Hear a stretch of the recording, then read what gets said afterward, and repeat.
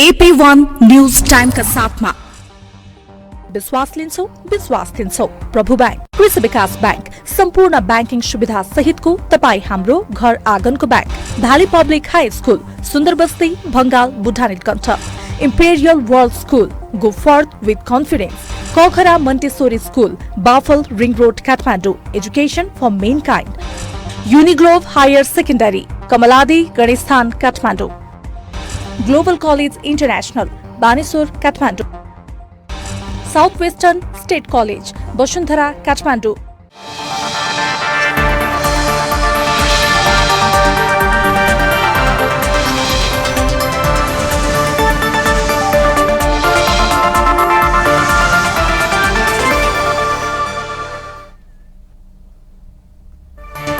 नेपालमा कोरोनाका कारण थप 2 जनाको मृत्यु। काठमाडौँ उपत्यकाका 2 स्थानका ढलमा समेत कोरोना भेटिएको शोधकर्ताको दावी। नेतृत्वमा तिक्तता बढेपछि नेकपा स्थायी समिति बैठक स्थगित। दोस्रो तहका नेता भन्छन् विवाद भए पनि पार्टी फुट्न दिन्नु। बझाङको केदारसिंह गाउँपालिकामा पहिरो जाँदा 7 जनाको मृत्यु। कोरोना र मनसुनी विपदबारे सतर्क रहन विज्ञको आग्रह।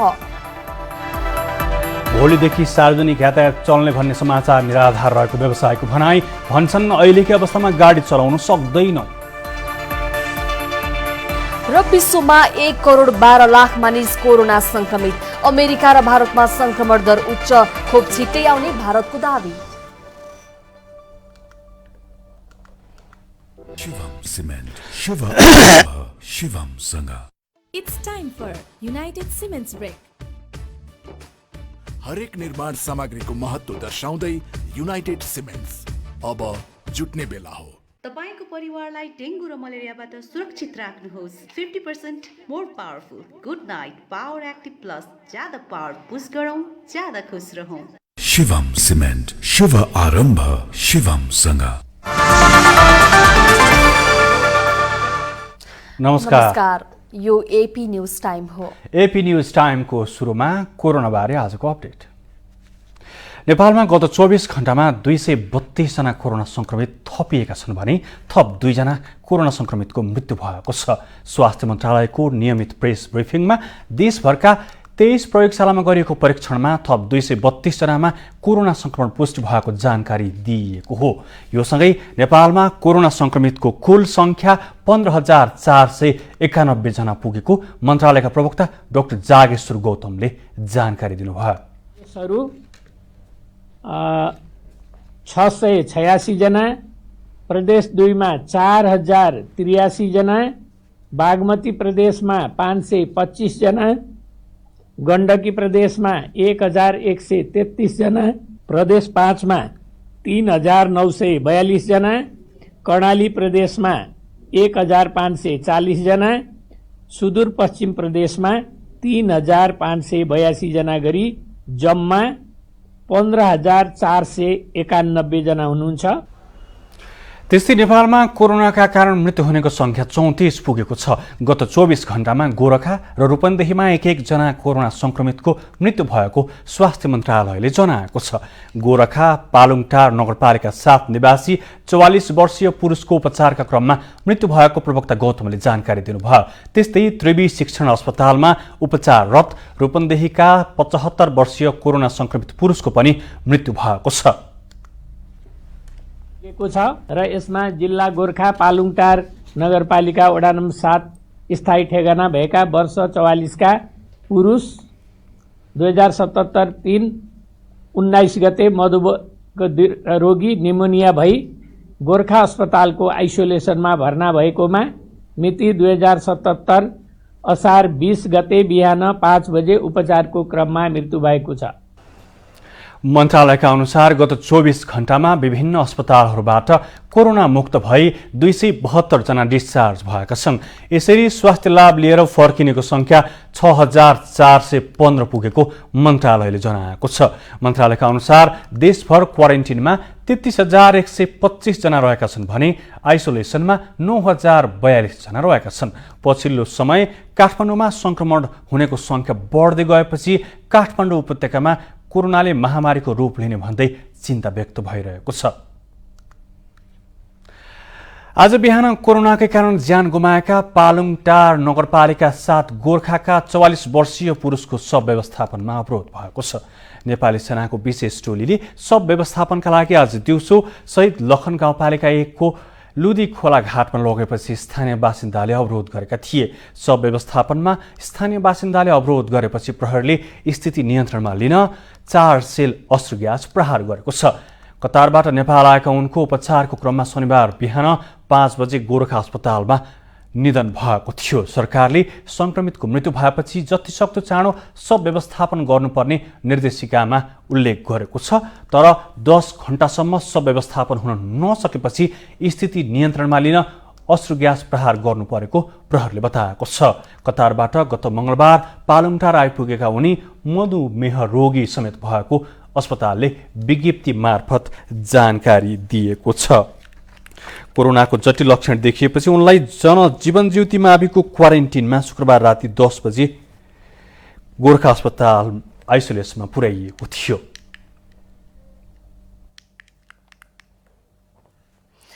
लभ इन सपोर्ट फाउन्डेसनले कोरोना भाइरसबारे सचेतना जगाउन भन्दै दौडको आयोजना गरेको छ। वैकुण्ठ मानन्दर 5 किलोमिटर भेटान रोड रेस नामक सो दौडमा 3 महिलासहित 25 प्रतिस्पर्धी सहभागी भएका छन्। 25 जना भन्दा बढी भेला हुन नपाउने नियम पालना गरी सहभागी यतिमै सीमित गराइएको आयोजकले जनाएको छ।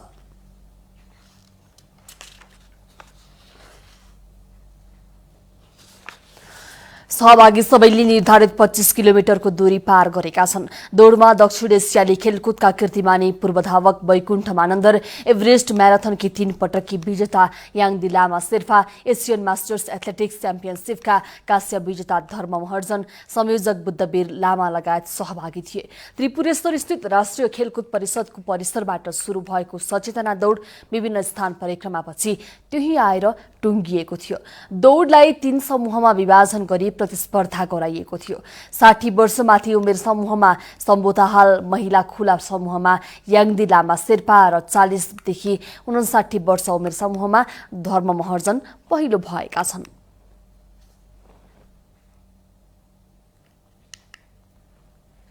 बजाङमा शुक्रबार राति पहिरो जाँदा केदारसिंह गाउँपालिका 8 मल्लिस गाउँमा 17 घर पहिरोमा पुरिएका छन् भने 6 जनाको मृत्यु भएको छ। आज बिहान स्थानीय र सुरक्षाकर्मीले पहिरोमा पुरिएका शव निकालेका छन्। आफ्नै घरभित्र पुरिएको अवस्थामा 40 वर्षीय राममती जेठा, उनका छोरा 11 वर्षीय प्रयागराज र छोरी 7 वर्षीय अस्मिताको शव निकालिएको घटनास्थलबाट प्रहरी असै रायभान सिंह एरीले बताएका छन्।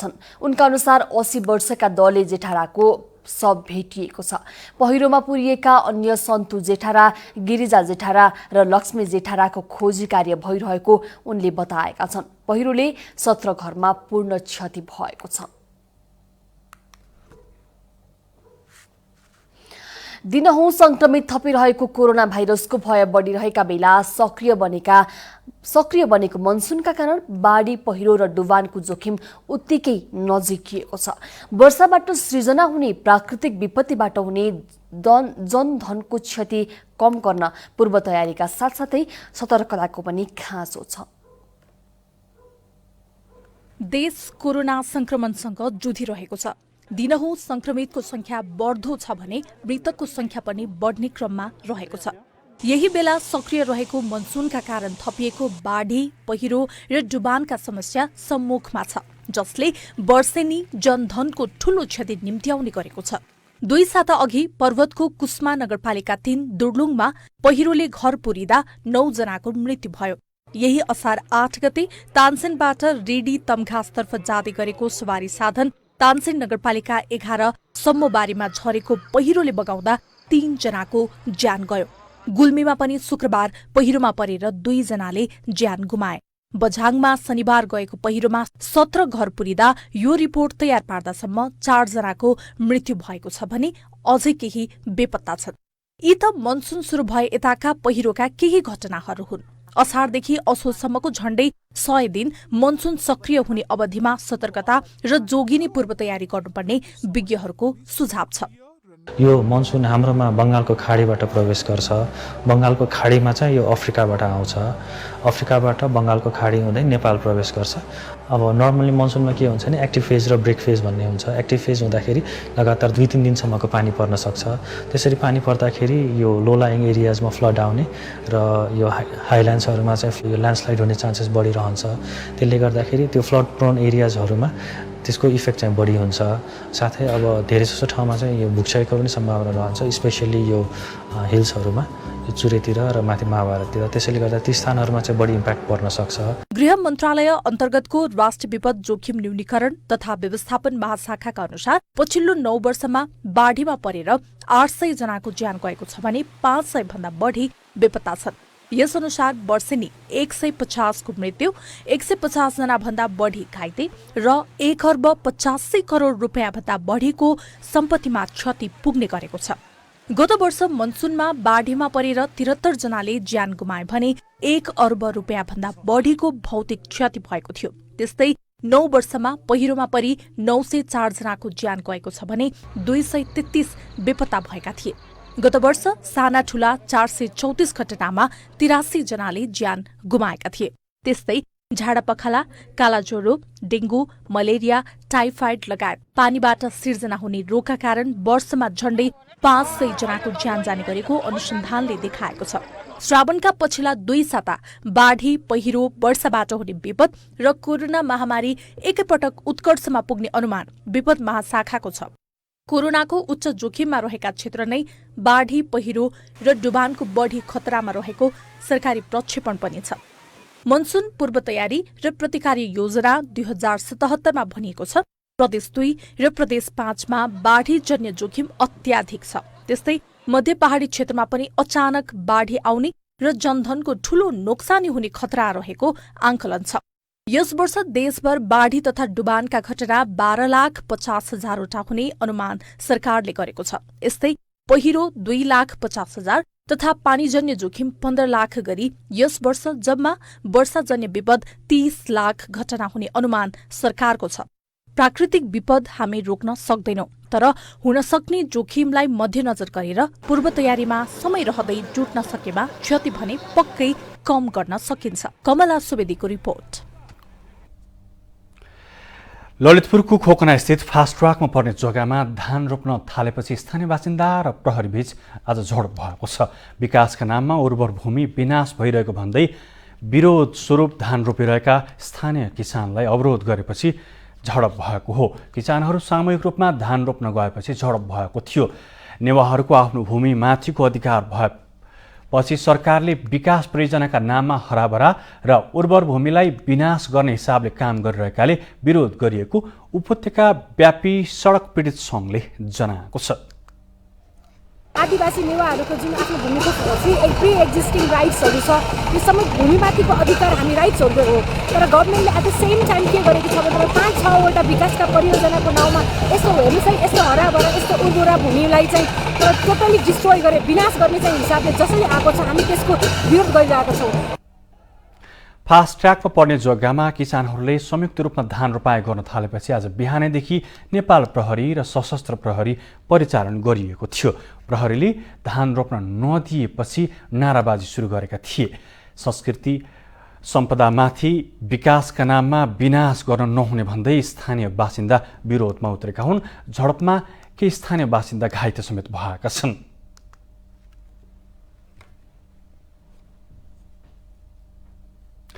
नेपाल यातायात व्यवसायी राष्ट्रिय महासंघले भोलिदेखि सार्वजनिक यातायात सञ्चालन हुने भन्दै आएका समाचारमा सत्यता नरहेको बताएको छ। असार 21 गते सार्वजनिक यातायात सञ्चालन गर्ने भन्ने समाचार विभिन्न सञ्चार माध्यममा आएपछि यस विषयमा कुनै निर्णय नभएको महासंघले स्पष्ट पारेको हो।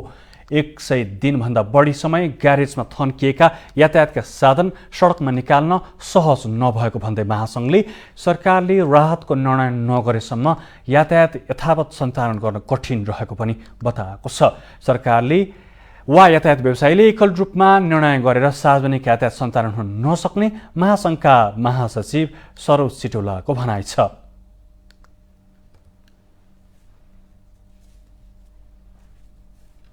भोलिबाट सबै सार्वजनिक सवारी साधन खोल्ने भन्ने खालको सञ्चार माध्यमबाटै मैले सुने। म आफै अचम्म परेँ कि आफै हामीले महासंघमा बसेर यो यस्तो गाडी खोल्ने निर्णय नै गरेका छैन। यसको चाहिँ छलफलै भएको छैन। अनौपचारिक कुरा सरकारसँग विभिन्न संवादहरू भइरहेको छ। तर चाहिँ यत्रो कुरा एउटा मैले भनेर एउटा चाहिँ मन्त्रीले भनेर छुट्ने कुरा पनि आएन, खुल्ने कुरा पनि आएन। यो त क्याबिनेटले निर्णय गरेको कुरा, सरकारले निर्णय गरेको कुरा। यातायात क्षेत्रमा आश्रित परिवार भोकै रहने अवस्था रहेको, ब्याङ्कको किस्ता ब्याजले व्यवसायहरू सङ्कटमा परेको पनि महासङ्घले जनाएको छ। सार्वजनिक यातायात सञ्चालन गर्नु अघि त्यस सम्बद्ध मजदुरहरूलाई सहर फर्काउने व्यवस्था गर्नुपर्ने र आवश्यक सुरक्षा प्रबन्ध नभई यातायात सुचारू हुन नसक्ने महासङ्घको भनाइ छ। निजी प्रयोजनका गाडीले अनावश्यक भाडा असुलेर यात्रु ओसारिरहेको अवस्थालाई पनि सरकारले विचार गर्नुपर्ने महासङ्घले बताएको छ। एपी न्यूज टाइम अब पालो एसएमएस पोलको। एसएमएस पोलमा हिजोको प्रश्न थियो, गौतम बुद्ध अन्तर्राष्ट्रिय विमानस्थल 6 महिनाभित्र निर्माण सम्पन्न हुने सरकारको भनाइप्रति तपाईँ के भन्नुहुन्छ? अप्सन ए बने राम्रो, अप्सन बी गरे के हुँदैन र अप्सन सी गफै त हो। 24 घण्टामा यहाँहरूले पठाउनु भएको जवाफको नतिजा यस्तो छ। अप्सन ए बने राम्रोमा 10%, अप्सन बी गरे के हुँदैनमा 70% र अप्सन सी गफै त होमा 20% मत प्राप्त भएको छ। अब पालो आजको प्रश्नको। एपी एसएमएस पोलमा आजको प्रश्न छ, कोरोना संक्रमण दर बढेको बेला सार्वजनिक यातायात सुचारूको चर्चा र तयारीलाई के भन्नुहुन्छ? अप्सन ए चलाउनु पर्छ, अप्सन बी चलाउनु हुँदैन, अप्सन सी सतर्कता सहित चलाऊ। आफ्नो अभिमत जाहेर गर्न एपी स्पेस एबी वा सी टाइप गरी 37001 मा सेन्ड गर्नुहोस्। एपी एसएमएस पोलको अन्तिम नतिजा भोलि साँझ 7:30 बजेको एपी न्यूज टाइममा सार्वजनिक गर्नेछौँ। एसएमएस एपी न्यूज टाइममा brake.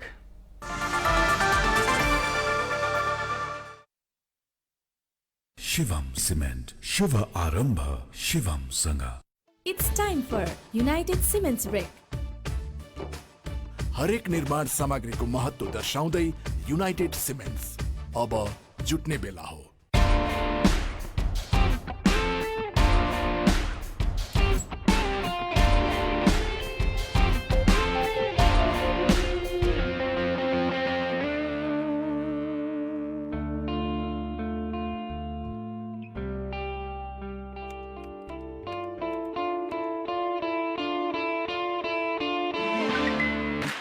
Open an account online from wherever you are, anywhere, anytime, and even now.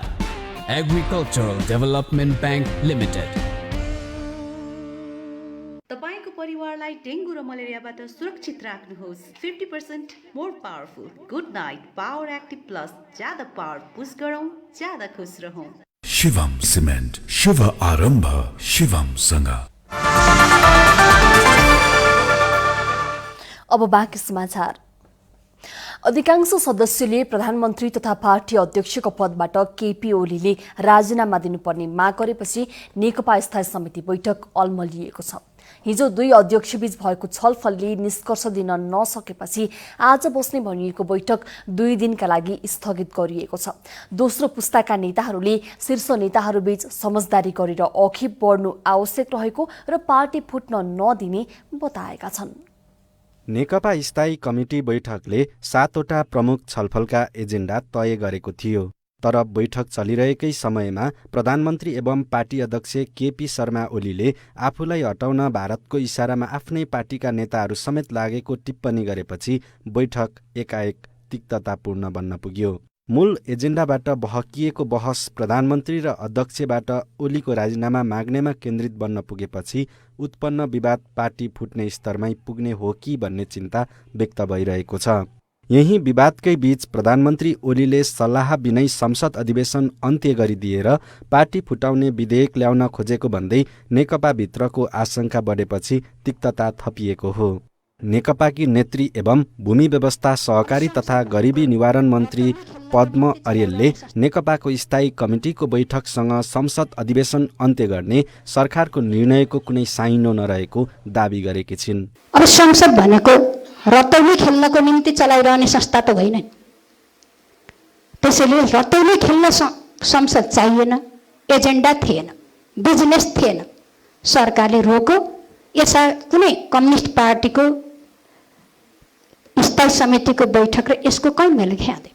प्रधानमन्त्रीको अभिव्यक्तिदेखि अधिवेशन अन्त्यसम्म आइपुग्दा प्रधानमन्त्री ओली पार्टी बैठकमै उपस्थित हुन छोडेपछि शीर्ष नेताहरूबीचको तनाव उत्कर्षमा छ। शुक्रबार दुई अध्यक्षबीच भएको लामो छलफलपछि पनि सहमति जुट्न नसकेपछि पार्टी विभाजनकै अवस्था आउने चिन्ताले बल पाएको छ। यद्यपि नेकपाका दोस्रो पुस्ताका नेताहरू पार्टी विवाद मिलाउने र फुट्न नदिने भन्दै जुटिरहेका छन्। अध्यक्ष दाहाल समूहका मानिने स्थायी कमिटी सदस्य देवेन्द्र पौडेलले नेताहरूले कम्प्रोमाइज नगरी सुक्खै नरहेको बताए। फुटेर त झन् हामी हल गर्न सकिँदैन, त्यसकारणले हामी मिल्ने बिन्दु खोजेर मिलेर चाहिँ उठेका प्रश्नहरूको जवाब दिनुपर्छ। त्यसमा सबभन्दा बढी जिम्मेवारी चाहिँ प्रधानमन्त्रीले पहल कदमी लिनुपर्छ, त्यसपछि अर्को अध्यक्षले पनि त्यत्तिकै पहल कदमी लिनुपर्छ, त्यसपछि पूर्व प्रधानमन्त्रीहरू र जिम्मेवार साथीहरूले त्यत्तिकै पहल लिनुपर्छ, अनि चाहिँ हाम्रो तहबाट पनि हामीले चाहिँ त्यो भूमिका खेल्नुपर्छ भनेर होमवर्कमा हामी छौँ। शुक्रबार झण्डै 3 घण्टा अध्यक्षद्वय केपी शर्मा ओली र पुष्पकमल दाहाल छलफलमा बसे पनि सहमतिको बिन्दु पहिल्याउन सकेनन्। निकट नेताहरूका अनुसार दुई अध्यक्षले मन माझामाझ गरेर समय टारेका थिए। शनिबार बस्ने गरी छुटेका ओली र दाहालले दिनभर आन्तरिक परामर्श छलफलमा गुजारे तर भेट गरेनन्। दुई अध्यक्षबीच सहमति जुट्न नसकेपछि शनिबार बस्ने भनिएको स्थायी कमिटी बैठक 2 दिन स्थगित गरिएको छ। सकस र सङ्कटमा पुगेको नेकपालाई सही दिशा उन्मुख गराउने मूल दायित्व अध्यक्षद्वयकै रहेको बताउँछन् नेकपा नेता विजय पौडेल। कार्यकर्ताको बलमै कम्युनिस्ट पार्टी बसेका हुन्छ र नेताहरूले कार्यकर्ताको कुरा नसुनेर उपाय लाग्यो। एकतापछि महाधिवेशन समेत नगर्दै नेकपा विभाजनको सङ्घारमा पुगेपछि दोस्रो पुस्ताका नेताहरूले पार्टी एकीकृत राख्नुपर्ने भन्दै दबाब दिइरहेका छन्। क्यामेरा पर्सन सञ्जय नेउपानेको साथमा अवतार राई, काठमाडौँ। अधिकांश ग्रामीण सडक हिउँदमा धुलो र वर्षामा हिलोका कारण वर्षको 1/3 समय त ठप्प प्राय नै हुने गर्छ। सदरमुकाम फुङलिङसम्म ताप्लेजुङका 4 स्थानीय तह जोड्ने मदन भण्डारी मार्गको बहानन्दे दोभान खण्ड स्तरोन्नति नहुँदा यात्रुले शास्ति भोग्नु परेको छ। मदन भण्डारी मार्गको बहानन्दे दोभान खण्ड असार लागेदेखि ठप्प जस्तै छ। हिलाम्मे सडकको 2 दर्जन बढी स्थानमा सवारी साधन घण्टौं फस्ने गरेका छन्। वर्षातको बेला सडकमा माटो भरेकाले सवारी साधन फस्ने र चिप्लिएर दुर्घटनामा पर्ने समस्या रहेको 9 किलोमिटर खण्ड पार गर्न 3 दिनसम्म लाग्ने गरेको चालकहरू बताउँछन्। कहिलेकाहीँ 2 दिन 3 दिन पुगिन्छ तल दोभान पुग्नु पनि यहाँको अब बासिन्दाले बनाउनु पनि टेन्डर चाहिँ परेको अरे पहिले बाटो छैन बनाएको अहिलेसम्म। पैसा धेरै खर्च, अब कहिले जेसीबीलाई तान लानु पर्यो, कहिले ट्र्याक्टरलाई तान लानु पर्यो। हाम्रो त्यही भाडा हुन्छ 40,000, यो गर्दा गर्दै सकिन्छ। यतिकै बाटो यस्तो छ, बानन्देबाट हिँडेको 3 घण्टा भइसक्यो, यहाँ हिँड्दैछ अब अझै बाटो। आठसाई त्रिवेणी, महुवा खोला, मिरिङदेन र मिकुवा खोला गाउँपालिकालाई सदरमुकाम फुङलिङ जोड्ने यो सडक दैनिक 500 हाराहारीमा सवारी साधन ओहोरदोहोर गर्थे। तर समयमा सडक स्तरोन्नति नहुँदा सवारी साधन ठप्प जस्तै बनेपछि प्रयोगकर्ताले शास्ति बिहोर्नु परेको छ। मुख्यमा यो बहानन्दे दोभान सडक अहिले नेपाल सरकारको मदन भण्डारी लोकमार्ग पनि भन्छ। यसमाथि यो पारिपट्टि जाने उता शङ्खसभा धरानसम्म जाने अत्याधिक गाडीहरू कुद्छन् र 2-2वटा हाइड्रोहरू पनि यहाँ छ। हाइड्रो सञ्चालन हुँदैछ, अत्याधिक लोड भएका गाडीहरू कुद्छन्। अत्याधिक लोड भएको कारणले यो जति थाम्नु सक्ने क्षमता नथामेर पनि हो। अर्को कुरा, सरकारले त यो बाटोमा खेलाची गर्यो, पर्याप्त बजेट नछुट्याएर। असारे झरीका बीच अहिले 2 निर्माण कम्पनीले सडक फराकिलो बनाउने, सोलिङ बुन्ने, ग्ल्याबरिङ वाल लगाउने कार्य गरिरहेका छन्। सडकको ठेक्का लगाएको उत्तर दक्षिणी ओलाङचुङ गोला सडक आयोजना कार्यालय भने लकडाउनका कारण काम ढिला हुन पुगेको र 1 हप्ताभित्रै काम सकेर बाटो सुचारू गर्ने बताउँछ। अहिले काम भइरहेकै छ फिल्डमा, तपाईँहरूले देख्नुभएको होला युद्ध स्तरमा, र त्यहाँ चाहिँ हाइड्रो पावरका साथीहरू पनि आएका छन्। र हामीले चाहिँ हाम्रो 2वटा कन्ट्र्याक्टरहरू छन्, एउटा सुनकुसी हलेसी र अर्को चाहिँ नेसाली राई कान्छा निर्माण। कम्पनीहरू 2 जना प्लस अनि हाम्रो हाइड्रो पावरको साथीहरू पनि कोअर्डिनेसन गरेर सँगै काम गरिरहेका छन् अहिले र जस बर्खामा हामी चाहिँ अब बाटो चल्ने चुस्त दुरुस्त बनाउन सक्छौँ हामी। मेची राजमार्गपछि ट्र्याक खोलिएको यो ताप्लेजुङको पुरानो सडक हो। यो सडकले मदन भण्डारीको जन्मघर ढुङ्गेसाङ्गु तेह्रथुमको बसन्तपुर हुँदै धरान जोड्छ। मेची राजमार्गबाट भन्दा यहाँबाट छिटो तराई झर्न सकिन्छ।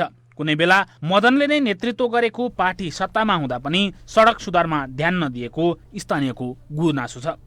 सीताराम गुरागाई, ताप्लेजुङ। प्युठानमा आज बिहान चुनढुङ्गा बोकेको ट्रिपर दुर्घटना हुँदा 2 जनाको घटनास्थलमा मृत्यु भएको छ। जिल्लाको खोप्रेङ खोलाबाट दाङको कालाकोटे स्थित शुभश्री अग्नि सिमेन्ट उद्योगमा चुनढुङ्गा बोकेर जाँदै गरेको ना 7 ख 8938 नम्बरको ट्रिपरले सुरुङ मारनी 6 मा दुर्घटना हुँदा प्युठान नै बहिनी 6 पिपलटारीकी 32 वर्षीय ट्रिपरका चालक रोशन थापा र सोही ठाउँका सहचालक 25 वर्षीय झक बहादुर पुनको मृत्यु भएको प्युठानका प्रहरी नायब परीक्षक नरेन्द्र कुमार कार्कीले जानकारी दिनुभयो। प्युठान भालुबाङ सडक खण्ड अन्तर्गत शनिबार बिहान 9:30 बजी सरुमारानी गाउँपालिका वडा नम्बर 6 मोतीपुर स्थित भिरबाट झण्डै 500 मिटर तल माडी नदीमा ट्रिपर खसेर दुर्घटनाग्रस्त भएको छ। दुर्घटनाको कारण खुल्न सकेको छैन। तपस्वी रामबहादुर बमजनलाई कारबाहीको माग गर्दै मुद्दा दायर भएको छ। सर्लाही जिल्ला सरकारी वकिलको कार्यालयले बलात्कारको आरोप लागेका तपस्वी बमजन विरुद्ध 14 वर्ष कैद सजायको माग गर्दै अदालतमा मुद्दा दायर गरेको हो। सर्लाही प्रहरीले हदम्यादका कारण आरोपित बमजनलाई पक्राउ नगरी अनुसन्धान प्रतिवेदन सरकारी वकिल कार्यालयलाई बुझाएको थियो। बमजनमाथि 2072 मा आश्रममा आएका अनुयायीहरूको हत्या र बलात्कार गरेको अभियोग लागेको थियो। सिन्धुलीमा आश्रम बनाएर बसिरहेका बमजनलाई प्रहरीले 2 पटक पक्राउ गर्ने प्रयास गरे पनि सफल हुन सकेको छैन।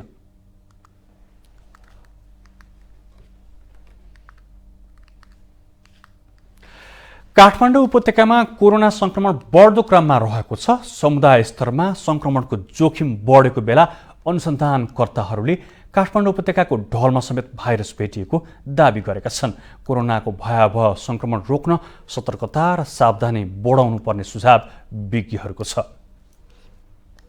उपत्यकामा दिन प्रतिदिन कोरोना संक्रमितको संख्या थपिँदै गएको बेला ढलमा समेत कोरोना पुष्टि भएको दावी एक अध्ययनले गरेको छ। सेन्टर फर मोलिकुलर डाइनामिक्स एसएमडीएन नेपालले गरेको इन्भाइरोमेन्टल सर्भिलेन्स अफ द सार्स-2 प्रारम्भिक अध्ययनको लागि काठमाडौँ उपत्यकाको मुख्य शहरका 4 ठाउँको ढल नमुना संकलन गरेको थियो। तीमध्ये 2 ठाउँको ढलमा कोरोना भेटिएको जनाएको छ। उपत्यकाका ढलमा समेत भाइरस देखिएपछि उपत्यका कोरोनाको केन्द्र बन्ने हो कि भन्ने त्रास थपिएको छ। काठमाडौँमा 4 ठाउँमा 4वटा ठाउँको ढलहरूमा लिएको साम्पल हो। यो ढलको साम्पल हो, कुनै कसैको व्यक्तिगत गरेर लिएको होइन। ढलको साम्पलमा सार्स कोरोना भाइरस 2 कोभ-2 हेर्दाखेरि पत्ता लाग्यो, भेटियो। अब भाइरस भेटिनु भनेको यो भाइरस अलाइभ भनौँ न, मतलब यो एक्टिभ छ, एक्टिभ भाइरस भेटाइयो। भाइरस त 2-3 दिनपछि आफै मर्छ, देखिन्न नि। यो देखिनु भने हालसालको साम्पल हो कि भने हालसालको अवस्थामा चाहिँ नि त्यो समुदाय जसबाट चाहिँ ढल निक्लेको छ, त्यो घरधुरी भन्यो, त्यहाँ चाहिँ धेरैजनामा सङ्क्रमण छ भनेर हामीले बुझ्नुपर्छ। हालसम्म 150 जना कोरोना संक्रमण देखिएकोमा 17 जनाको कुनै ट्राभल हिस्ट्री नभएको र कोही पनि कन्ट्र्याक्टमा नआएकोले अब नेपालमा पनि कोरोना संक्रमण समुदाय स्तरमा भन्दै विज्ञले चिन्ता व्यक्त गरेका छन्। असार 16 गते उपत्यकामा भेटिएका 16 संक्रमित मध्ये 9 जना विदेशबाट आएका थिए भने 5 जना उपत्यकाका हुन्। त्यस्तै 17 गते भेटिएका 17 संक्रमित मध्ये 3 जना ओयोद्धा अस्पताल र 2 जना अल्का अस्पतालका कर्मचारी हुन्। बाँकी 5 संक्रमित ललितपुरको चापागाउँ, हात्तीवन, थसीखेल, नखीपोट र भक्तपुर गट्ठाघरका हुन्। उनीहरूको पनि ट्राभल हिस्ट्री नभएको इपिडियोमियोलोजी तथा रोग नियन्त्रण महाशाखाका निर्देशक डाक्टर वासुदेव पाण्डेले बताएका छन्। यसरी समुदाय स्तरमा नै संक्रमण फैलिन थालेकाले नियन्त्रणका लागि थप सतर्कता अपनाउनु पर्ने विज्ञहरूको सुझाव छ। जति पनि संक्रमित व्यक्तिहरू फेला पर्छन् ती संक्रमित व्यक्तिहरूको स्रोत खोज्नको लागि चाहिँ हामीले कन्ट्याक्ट ट्रेसिङलाई चुस्त दुरुस्त बनाउन जरुरी छ र कतै त्यस्ता संक्रमण फैलिएका व्यक्तिहरू छन् र ती क्षेत्रहरूलाई चाहिँ पहिचान गरेर हटस्पट्सहरूको पहिचान गरेर आवश्यकता अनुसार जुन समुदायमा त्यो संक्रमण फैलिएको हुन सक्ने अवस्था हुन्छ ती समुदायलाई पनि अब चाहिँ टेस्टिङको दायरामा अथवा उहाँहरूको टेस्ट गर्नुपर्ने चाहिँ देखिन्छ। त्यस्तै विश्व स्वास्थ्य संगठनको मापदण्ड अनुसार भौतिक दूरी कायम गर्न नसक्दा समेत संक्रमण दर बढ्दो छ। पछिल्लो 4 दिनमा मात्रै काठमाडौँ उपत्यकामा 74 जना संक्रमण पुष्टि भएको छ, तर उनीहरू सबै उपत्यकाका नभएको र विभिन्न देशबाट चार्टर फ्लाइटबाट आएका, बाहिरबाट उपचारका लागि आएका पनि यसमा छन्। 18 गते उपत्यकामा भेटिएका 32 जना मध्ये कति उपत्यका र कति बाहिर आएका खुलेका छैनन् भने त्यसअघि 19 जना मात्र उपत्यकावासी हुन्। इडिसिडीका अनुसार अहिलेसम्म काठमाडौँ उपत्यकाका 30 भन्दा बढी ठाउँमा संक्रमित भेटिएका छन्। क्यामेरा पर्सन सुरेन्द्र मास्केका साथ Sujita Paudel, Kathmandu. Centre for molecular dynamic Nepal नामक संस्थाले काठमाडौँ उपत्यकाको 4 ठाउँका ढलको नमुना परीक्षण गर्दा कोरोना भाइरस फेला परेको विषयले सामाजिक सञ्जालमा चर्चा बटुलेको छ। यही विषय आजको एपी न्यूज टाइमको सोशल मिडिया।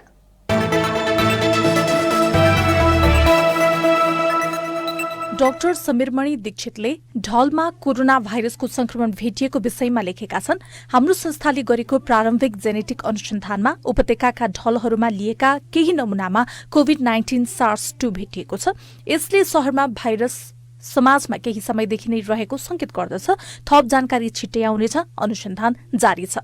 सुमित नामक ट्विटर प्रयोगकर्ता ढलमा कोरोना भेटिएको विषयलाई सकारात्मक कोणबाट चर्चा गर्दै लेख्छन्, CMDN-द्वारा साँच्चै प्रशंसनीय कार्य। यसले समुदायमा संक्रमण छ कि छैन भन्ने भ्रम समाप्त गर्दछ। आशा छ सरकारले अनुसन्धानको महत्व बुझेर CMDN-सँगको सहकार्यमा काम गर्दछ। केशव कोइरालाले ट्विटरमा लेखेका छन्, अबको 1 वर्षपछि जल, जमिन, जीवजन्तु, उड्ने गुड्ने वनस्पति सबैमा कोरोना पोजिटिभ पाइनेछ। त्यो बेला के लकडाउन गरेर कहाँ थुनिएर बस्छौ? अभिषेक राज सिंह डाक्टर समीरमणि दीक्षितलाई उद्धृत गर्दै ट्विटरमा लेख्छन्, भाइरसको थोरै मात्र परिमाण भयो भने ढलबाट जाँच गर्दा भाइरस पत्ता लाग्दैन। यो अध्ययनले उपत्यकाका केही ठाउँका धेरै मानिसमा संक्रमण देखाएको दीक्षित बताउँछन्। रस्टिक नामक ट्विटर प्रयोगकर्ताले प्रश्न गरेका छन्, यो परीक्षण कतिको विश्वासिलो र भरपर्दो हुन्छ? कस्तो रिजल्ट आएको छ अन्य देशहरूमा?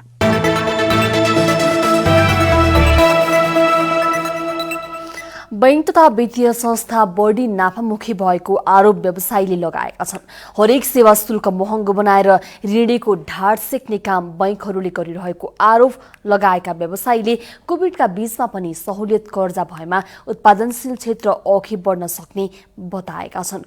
अबको बाटोमा प्रस्तुत छ नेपाल उद्योग वाणिज्य महासंघ बागमती प्रदेशका अध्यक्ष दिनेश श्रेष्ठसँग संवाददाता किशोर दाहालले गरेको कुराकानी।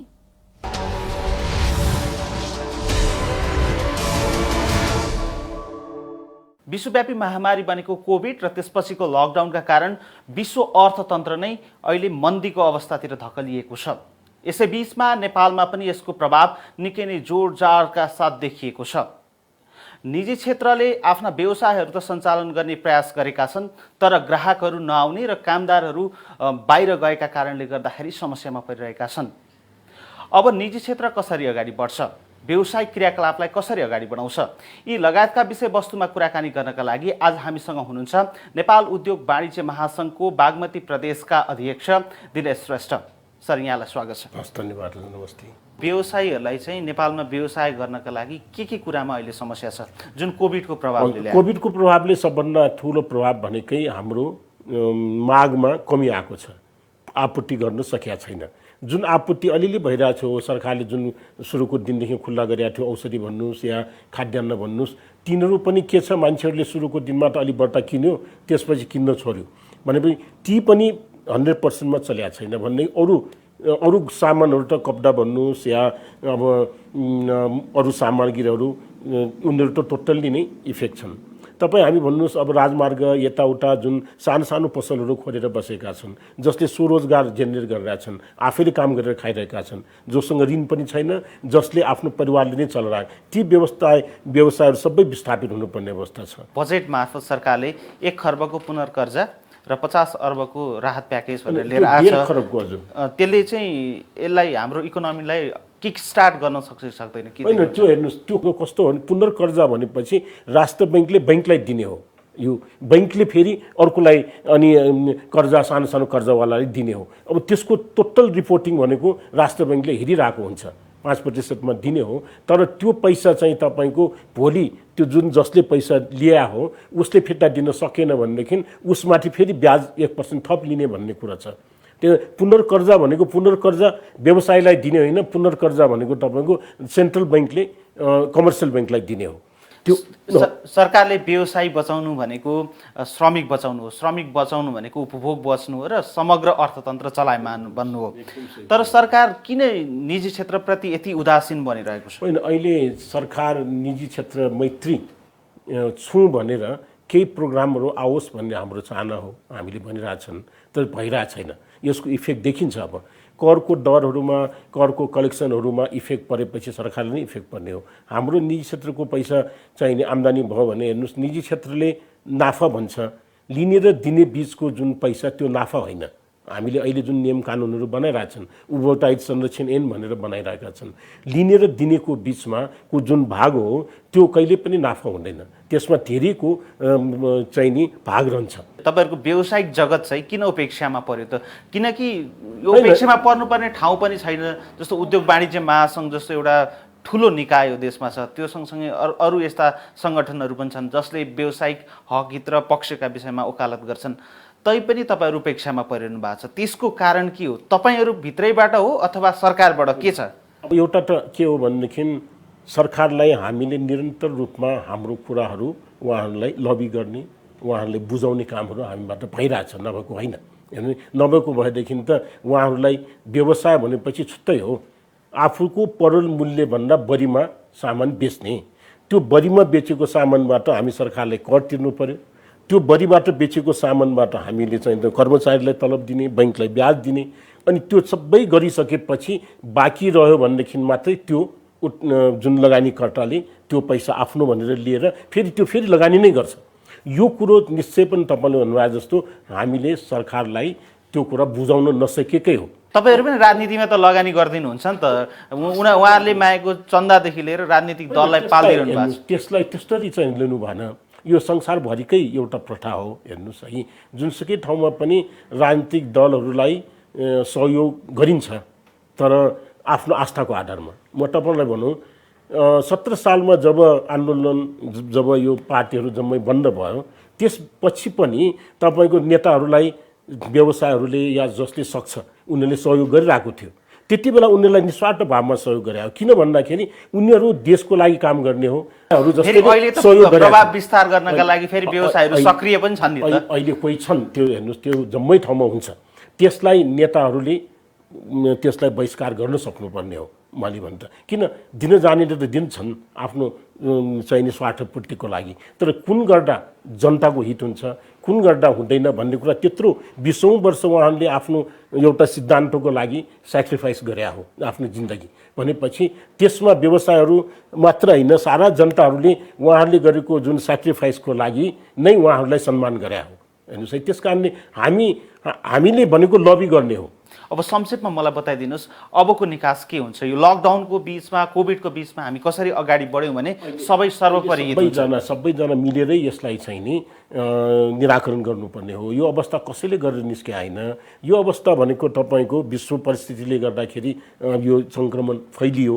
अब भनेपछि सरकार पनि, निजी क्षेत्र पनि, हामीले हिजो पनि एउटा प्रोग्राम गरेका थियौँ न्यू रोडमा, हामीले ध्यान आकर्षण कार्यक्रम गरेका थियौँ। हामी सबैको ध्यान आकर्षण गर्न चाहन्छौँ सरकारलाई हामीले भनेका छौँ अलिकति नीति नियमहरू बनाइदिनुहोस्, सकिने वर्गलाई सहयोग गरिदिनुहोस्, र सेकेन्डमा बैङ्कहरूको 9 महिना 10 महिना भन्नुहोस्, यत्रो वर्षदेखि प्राइभेटाइज भयो बैङ्क भनेको उनीहरूले त्यत्रो कमाएको छ।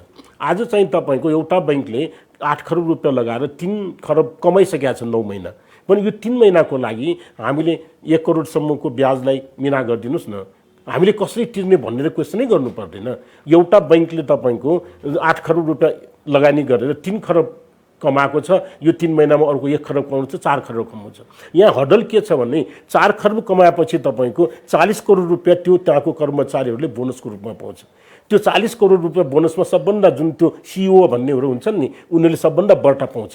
त्यस कारण उनीहरू सिइओ हामीलाई चाहिँ नि शोषण गरिरहेछ। जस्तो यो त समस्याको कुराहरू बताउनु भयो, अब अन्त्यमा निकास र अबको बाटो के हुन सक्छ? करको दरलाई अलिक कम गरिदिनु पर्यो, नीति नियमहरू सजिलो गरिदिनु पर्यो, र सेकेन्डमा घरधनीहरूले पनि अलिकति बाल छोडिदिनु पर्यो, बिजुलीको भाउहरू घटाइदिनु पर्यो, ताकि लागत सबैले बैङ्कहरूले पनि आफ्नो खर्च घटाएर लागत भराइ कम गर्नु पर्यो र कम दरमा ब्याजमा हामीलाई लोन दिनु पर्यो। अहिले हामीले के भनेका छौँ त उहाँहरूको टोटल आम्दानीमा 25% तपाईँको उनीहरूको व्यवस्थापन खर्च छ, त्यो खर्च घटाउनु पर्यो। होइन भने मर्जमा जानु पर्यो, होइन भने सरकारले चाहिँ नि तपाईँको राष्ट्रियकरण गरिदियोस् न बैङ्कहरू जम्मैलाई, खर्च त कम हुन्छ। 27वटा बैङ्क खुलाएको छ, 27जना म्यानेजरले 27 करोड खान्छ भन्ने एउटै बैङ्क बनायो भने त एकजना म्यानेजर 1 करोड मात्रै खान्छ नि त। लागत घटाउनु पर्यो, कति लागत हामीले त्यो पनि हामीले के भनेको छौँ, स्प्रेड दर जुन उहाँहरूले अहिले 4.5% स्प्रेड दर राखेको छ, यो आर्थिक वर्षको अन्तर्गत 4.4 गर्नुपर्छ भनेको थियो। मात्र राष्ट्र बैङ्कले 0.1% कम गर भन्दा पनि गरेका छैन। हामीले के भनेको छौँ 3% गर्नुपर्छ। ल 1 महिनाभित्र 3% गर, उहाँहरूले जनतालाई दिने ब्याज घटाइसक्नु भएको छ, तर हामीसँग लिने ब्याज घटाएको छैन। यहाँको महत्त्वपूर्ण विचार र समयका लागि धेरै धन्यवाद।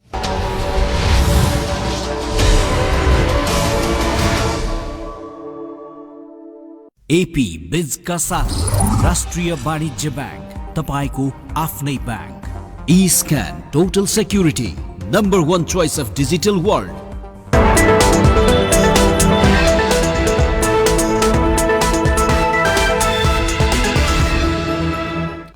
देशकै प्रमुख भन्सार नाका वीरगञ्जबाट लकडाउन अवधिमा 5.5 अर्बभन्दा बढीको औषधि भित्रिएको छ। लकडाउनमा अत्यावश्यक बाहेकका अन्य सामग्रीको आयातमा कमी आएको भए पनि औषधि आयात भने बढेको हो। जितेन्द्र शाहको रिपोर्ट। नेपालकै प्रमुख नाका वीरगञ्ज भन्सार कार्यालयको लक्ष्य प्रभावित बनेको छ। लक्ष्य प्रभावित भए पनि करिब 5.5 अर्बको औषधि वीरगञ्ज भन्सारबाट आयात भएको छ र वीरगञ्ज भन्सार कार्यालयको आयात र निर्यात र यसको लक्ष्य बारेमा वीरगञ्ज भन्सार कार्यालयका प्रवक्तासँग कुरा गरौँ। यो लकडाउन अवधिमा चाहिँ राजस्व सङ्कलनमा प्रभाव परेकै छ हैन, किनभने तपाईँको आयातको अवस्था घटेको छ। सामान्य जुन कन्ज्युम भइरहेछ हाम्रो देशमा त्यो कन्जम्सन नै घटेको अवस्था छ। खास गरेर चाहिँ भन्सार कार्यालयको वीरगञ्ज भन्सार कार्यालयको चाहिँ राजस्वले प्रभाव पार्ने मुख्यतया पेट्रोलियम प्रोडक्ट र भेहिकलहरूको चाहिँ इम्पोर्ट नै हो, जुन चाहिँ यो लकडाउन अवधिमा चाहिँ घटेको देखिन्छ। र यो अबमा पनि तपाईँको के छ भने पेट्रोलियम प्रोडक्ट र भेहिकलहरूको चाहिँ आयात घटेको छ, जसको कारण चाहिँ स्वाभाविक रूपमा राजस्व घटेको छ। अनि हाम्रो चाहिँ अहिले टोटल 1 वर्षको चाहिँ टार्गेट 1 खर्ब 88 अर्ब थियो, जसमध्ये झन्डै चाहिँ अहिलेसम्म हामी चाहिँ 1 खर्ब 17 अर्ब जति चाहिँ उठाउन सकिएको छ यो कार्यालयबाट। अनि त्यसै लगत्तै चाहिँ तपाईँको मुख्य रूपमा चाहिँ राजस्व दिने वस्तुहरूमा पेट्रोलियम प्रोडक्ट र भेहिकलहरू नै रहेछन्। त्यस लगायत चाहिँ अरू सामानहरू जस्तै तपाईँको मेडिसिनका चाहिँ के छ भने फार्मा र मेटेरियलहरू भयो, खजुरका तेलहरू छन्, यी कुराहरूले चाहिँ राजस्वको चाहिँ असुलीलाई कभर गर्छ। र यो पछिल्लो समयमा अलिकता लकडाउन पछाडिको जुन समय स्थिति सहज हुँदै गइरहेको छ, त्यसले चाहिँ बिस्तारै आयात बढिरहेको अवस्था छ। औषधिको आयात करिब 5 अर्बको औषधि आयात भन्ने कुरा छ। लकडाउन अवधिभरिमा चाहिँ 5 अर्बको चाहिँ झन्डै 5 अर्बको भनौँ न 4 अर्ब 70 करोड जतिको चाहिँ मेडिसिन आयात भएको हाम्रो डाटाले देखाउँछ। यो आर्थिक वर्षमा चाहिँ टोटल हाम्रो 17 अर्ब 94 करोडको चाहिँ मेडिसिन आयात भएको छ, जुन चाहिँ पछिल्लो वर्षको तुलनामा केही बढेको छ। यही अवधिलाई चाहिँ हामीले गणना गर्ने हो भने केही भनौँ न झन्डै हाम्रो चाहिँ 50 करोडभन्दा अलिकता बढीले चाहिँ मेडिसिन आयात बढेको देखिन्छ गत वर्षको तुलनालाई एनालाइसिस गर्ने हो भने। औषधिको कच्चा पदार्थ पनि त्यसमा समावेश छ। औषधिको यसो छ, औषधिको कच्चा पदार्थ पनि हुन्छ, त्यसपछि तपाईँको औषधि पनि हो। यो सब समग्रमा हेर्ने हो भने डाटाले त्यसरी भन्दो रहेछ। सरकारले कोरोना भाइरस रोकथामका लागि देशमा लकडाउन जारी गरेको छ। लकडाउन पश्चात वीरगञ्ज भन्सार कार्यालयबाट अति आवश्यक सामग्री बाहेक कुनै पनि मालवस्तु आउन सकेको छैन, जसका कारण वीरगञ्ज भन्सार कार्यालयको लक्ष्य पूरा हुन सकेको छैन। वीरगञ्जबाट क्यामेरामा सफल खतिवडाका साथ जितेन्द्र शाह। दैलेखका किसान खोलसम्म फल्ने कालो सुन उपनामले चिनिने अलैँची खेतीतर्फ आकर्षित भएका छन्। केही वर्ष अघिसम्म अलैँची के हो भन्नेसम्म थाहा नपाएका किसानहरू अहिले अरू बालीको सट्टा अलैँची खेती लगाउन थालेका हुन्। दैलेखको नौमुले गाउँपालिकाका किसान अलैँची खेतीतर्फ आकर्षित भएका छन्।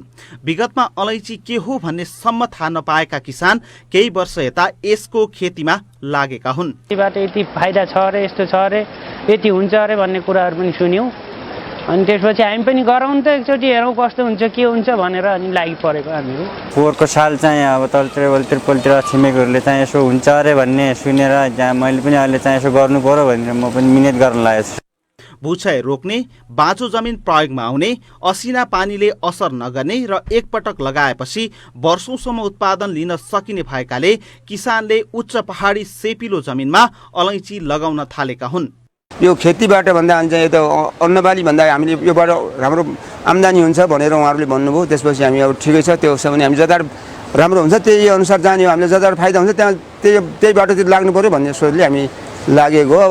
नौमुले गाउँपालिकाको वडा नम्बर 2 देखि 9 सम्म 226 कृषक आबद्ध 12वटा समूह मार्फत करिब 15 हेक्टर जमिनमा अलैँची लगाइएको छ। एकपटक रोप्यो भने 20औं वर्षसम्म यसको चाहिँ आम्दानी लिन सकिने भएको कारणले गर्दा यसमा 245 रोपनीमा अलैँची खेती यो वर्ष लगायत 245 रोपनीमा विस्तार गरिन्छ भने यसमा 229 जना चाहिँ किसानहरू चाहिँ संलग्न चाहिँ हुनुहुन्छ। नौमुले गाउँपालिकाको ग्रामीण जलस्रोत व्यवस्थापन परियोजनाले 1,08,000 अलैँचीको बिरुवा किसानलाई वितरण गरेको छ। किसानको जीवनस्तर उकास्ने माध्यमका रूपमा गैर सरकारी संस्था समेतको सहकार्यमा गाउँपालिकाले अलैँची खेतीमा सघाएको छ। 1 करोड 17 लाखको र अहिले मैले मात्रै गाउँपालिकाले मात्रै विनियोजन गरिदिएको छ। 1 करोड 17 लाख साझेदारीमा 1 करोड 17 लाख गाउँपालिकाले मात्रै साझेदारीमा राखेको छ र 3 करोड 32 लाख रुपियाँ आरपिडब्ल्युआरएफपीको छ। त्यसमा साझेदारी भएर जनतासितको काम छ। हेर्नुहोस्, अलैँची खेतीका लागि समुद्री सतहबाट 700 मिटरदेखि 2200 मिटरसम्मको उचाइको 8 देखि 20 डिग्री सेल्सियस तापक्रम उपयुक्त मानिन्छ। डम्बरसाई 700 देखि 1200 मिटरको उचाइसम्म र रामसाई 2100 मिटरको उचाइसम्म लगाउन सकिन्छ। वातावरणीय एवं भौगोलिक रूपले उपयुक्त दैलेखमा अलैँची खेती थप विकास गर्न सके किसानहरूको आय स्तर अझ बढाउन सकिनेछ। दैलेखबाट विशाल सुनारको रिपोर्ट। एपी न्यूज टाइममा ब्रेक।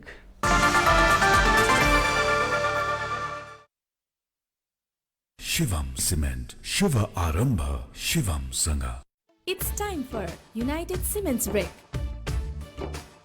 हरेक निर्माण सामग्रीको महत्त्व दर्शाउँदै युनाइटेड सिमेन्ट्स अब जुट्ने बेला हो। सिमरिक एयरका तर्फबाट जनहितमा जारी सन्देश।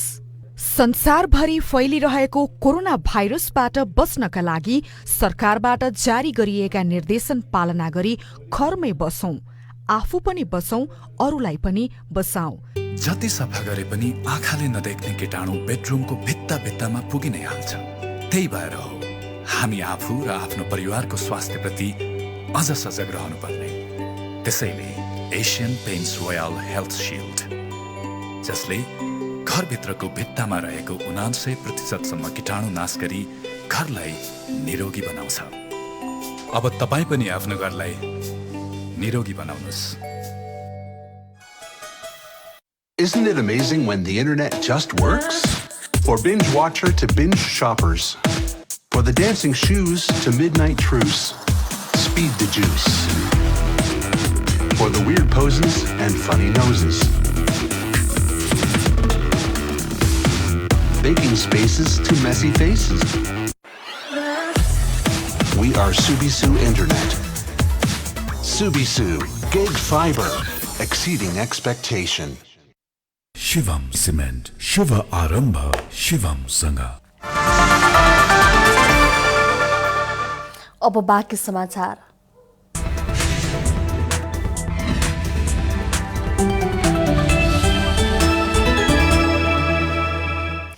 विश्वभर कोभिड-19बाट संक्रमित हुनेको संख्या 1,12,25,000 नागेको छ। कोरोना संक्रमणबाट मृत्यु हुनेको संख्या 5,29,900 पुगेको छ। उपचार र आरामपछि 63,68,000 निको भइसकेका छन्। सक्रिय संक्रमित मध्ये 58,800 को स्वास्थ्य अवस्था गम्भीर छ। विश्वमा सबैभन्दा बढी प्रभावित बनेको अमेरिकामा दैनिक संक्रमित संख्या वृद्धिमा नयाँ रेकर्ड कायम गर्ने क्रम जारी छ। संक्रमितको संख्या 28,91,000 नागेको छ भने मृत्यु हुनेको संख्या 1,32,000 नागेको छ। अमेरिकापछि सबैभन्दा बढी प्रभावित ब्राजिलमा संक्रमितको संख्या 15,45,000 नागेको छ भने 63,200 को मृत्यु भएको छ। यसैगरी रुसमा 6,74,000, भारतमा 6,51,000, स्पेनमा 2,97,000, पेरुमा 2,95,000 र चिलीमा 2,88,000 भन्दा बढी संक्रमित भएका छन्। सार्क मुलुकमा भारतपछि कोरोना प्रभावित पाकिस्तानमा हालसम्म 4,619 जनाको मृत्यु भइसकेको छ भने 2,25,000 भन्दा बढी संक्रमित भएका छन्। बेलायतमा कोरोना रोकथाम र नियन्त्रणका लागि लगाइएको लकडाउन थप खुकुलो पारिएको छ। इङ्ल्यान्डमा 3 महिनापछि पहिलो पटक आजदेखि रेस्टुरेन्ट, सिनेमा, सैलुन र मदिरा पसल सुचारू गर्न अनुमति दिएको छ। तर सरकारी व्यवसाय सञ्चालन गर्दा सामाजिक दूरी र नियम कडाइका साथ पालन गर्न भनेको छ। लकडाउन खुकुलो पार्दै प्रधानमन्त्री बोरिस जोन्सनले सामाजिक दूरीको नियम पालना गर्न सर्वसाधारणसँग आग्रह गरेका छन्। बेलायतमा मानिसबीच 1 मिटर भन्दा बढीको दूरी कायम गर्न भनिएको छ भने वैवाहिक कार्यक्रममा 30 जना भन्दा बढी पाहुना भेला गर्न बन्देज लगाइएको छ। दुई परिवारबीच घरभित्र वा बाहिर जमघट गर्न पनि अनुमति दिएको छ। बेलायतमा कोभिड-19 को संक्रमणबाट हालसम्म 44,131 जनाको मृत्यु भइसकेको छ भने 2,84,270 जना भन्दा बढी संक्रमित भएका छन्। गत अप्रिल 10 तारिकमा सर्वाधिक दैनिक संक्रमितको संख्या 7,837 रहेकोमा अहिले दैनिक संक्रमितको संख्या 500 को हाराहारीमा छ। अमेरिकाले विवादित दक्षिण चीन सागरमा 2वटा युद्धपोत जहाज पठाएको छ। चीनले सैन्य अभ्यास गरिरहेको बेला अमेरिकी युद्धपोतमा पनि सैन्य अभ्यास भएको अमेरिकी नौसेनाले जनाएको छ। USS निमिज र रोनाल्ड रेगन नामक युद्धपोतले सैन्य अभ्यासमा भाग लिएको अमेरिकी नौसेनाले विज्ञप्ति मार्फत जानकारी दिएको हो। यद्यपि दक्षिण चीन सागरको कुन क्षेत्रमा सैन्य अभ्यास भएको छ भनेर विज्ञप्तिमा खुलाइएको छैन।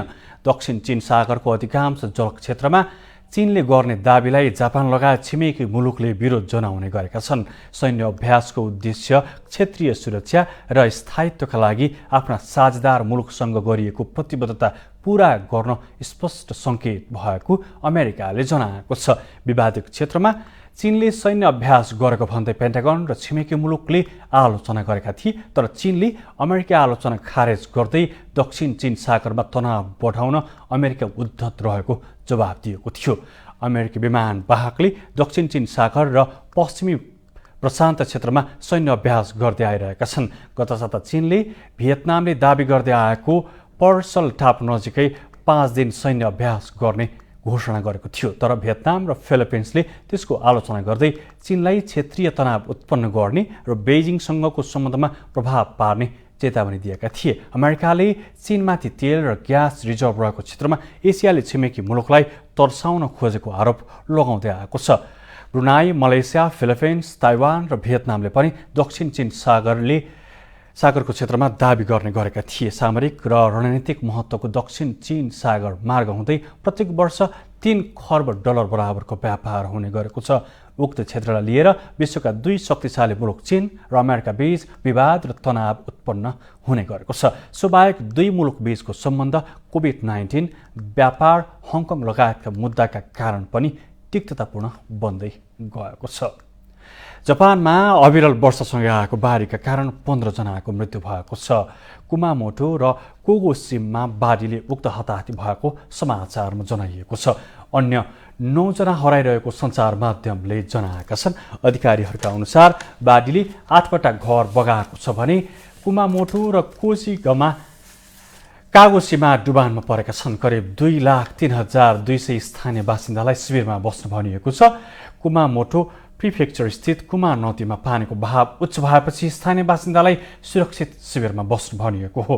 प्रधानमन्त्री सिन्जो आबेले उद्धार कार्यका लागि 10,000 सुरक्षाकर्मी परिचालन गर्न निर्देशन दिएका छन्। आबेले आइतबारसम्म भारी वर्षा हुन सक्ने सम्भावना रहेकाले अधिकतम सचेतना अपनाउन आग्रह पनि गरेका छन्। मौसम विभागले कुमामोटो र कागोसिमा प्रिफेक्चरमा यसअघि यस्तो भारी वर्षा कहिल्यै नभएको बताएको छ।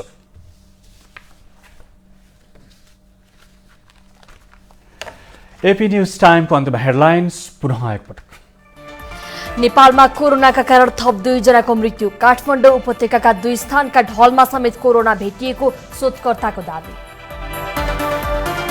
नेतृत्वमा तिक्तता बढेपछि नेकपा स्थायी समिति बैठक स्थगित। दोस्रो तहका नेता भन्छन् विवाद भए पनि पार्टी फुट्न दिन्नौ।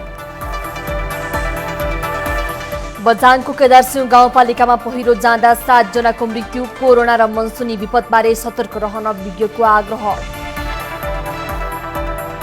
भोलिदेखि सार्वजनिक यातायात चल्ने भन्ने समाचार निराधार रहेको व्यवसायको भनाइ। भन्छन् अहिलेकै अवस्थामा गाडी चलाउन सक्दैनौँ।